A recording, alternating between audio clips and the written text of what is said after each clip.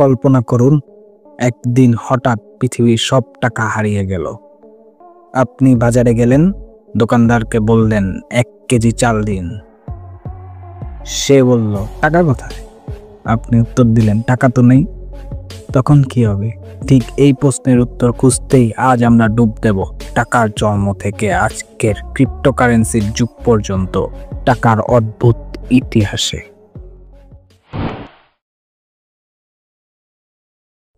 এক সময় টাকা ছিল না, মানুষ বিনিময় পদ্ধতিতে জিনিস আদান প্রদান করত। যেমন ধান দিয়ে মাছ, কাপড় দিয়ে লবণ, গরু দিয়ে জমি। সমস্যাটা কোথায় ছিল? সবসময় দুইজনের চাহিদা একসাথে মিলত না। উদাহরণ যদি বলি, আপনি ধান দিতে চান কিন্তু অন্যজনের ধান দরকার নেই। এই সীমাবদ্ধতার কারণেই জন্ম নিল টাকার ধারণা। ভাবুন তো, আজকের দিনে যদি আপনাকে একটি মোবাইল কিনতে মাস দিয়ে দাম মেটাতে হয়, কি অবস্থা হতো?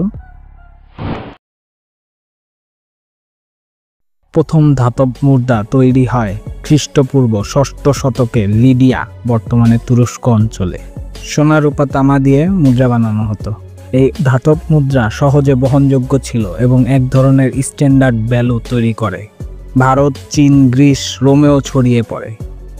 আজকের কয়েনের রূপ সেই 2600 বছরের পুরনো লিডিয়ার মুদ্রার উত্তরসূরি। চীনের টাং রাজবংশ 7ম শতক প্রথম কাগজের টাকা চালু করে। মঙ্গল শাসক কুবলাই খান 1300 শতক কাগজের নোট ব্যবহারে প্রসার ঘটান। ইউরোপ ও ইসলামী বিশ্বের বাণিজ্য ধীরে ধীরে কাগজের টাকা জনপ্রিয় হয়ে ওঠে। কাগজের টাকা হালকা, সহজে বহনযোগ্য আর সরকারের নিয়ন্ত্রণে আসে। ভাবুন, এক টুকরো কাগজ কিভাবে আপনার কাছে সোনা রূপার সমান মূল্য পেল।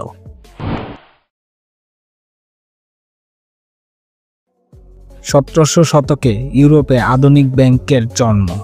ব্যাংকগুলো প্রমিসরি নোট দিত।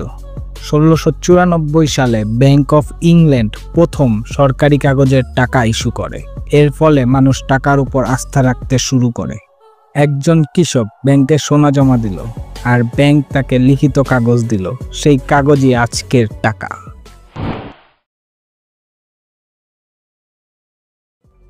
1900 শতকে দেশগুলো টাকার মান সোনার সাথে বেঁধে দেয়।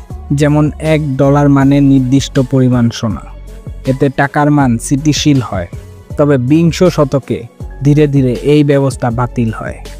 আপনার পকেটে যে 500 টাকার নোট আছে, জানেন কি এক সময় সেটা মানে ছিল নির্দিষ্ট পরিমাণ স্বর্ণ।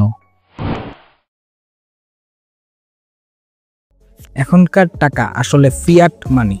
এর পেছনে কোনো সোনা রূপা নেই, শুধু সরকারের ঘোষণার কারণে এর মূল্য আছে। এটাই হলো আজকের নোট ও কয়েন।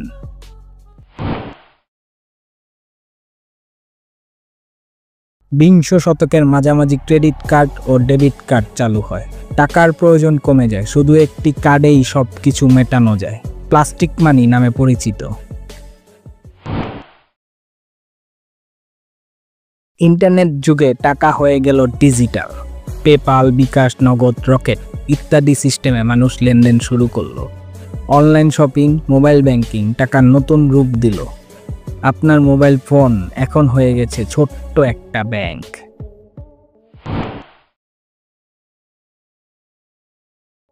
$2009 সালে জন্ম নেয় বিটকয়েন, প্রথম বিকেন্দ্রীকৃত ডিজিটাল মুদ্রা। এরপর ইথিরিয়াম, ডজকয়েন সহ হাজারো ক্রিপ্টো বাজারে আসে। ব্লকচেন প্রযুক্তি ব্যবহার করে। এর ভবিষ্যৎ নিয়ে বিতর্ক আছে। কেউ বলে ভবিষ্যতের টাকা, কেউ বলে এটি ঝুঁকিপূর্ণ। যদি বলি এমন এক টাকা আছে যাকে কেউ নিয়ন্ত্রণ করতে পারে না, না সরকার না ব্যাংক, বিশ্বাস করবেন?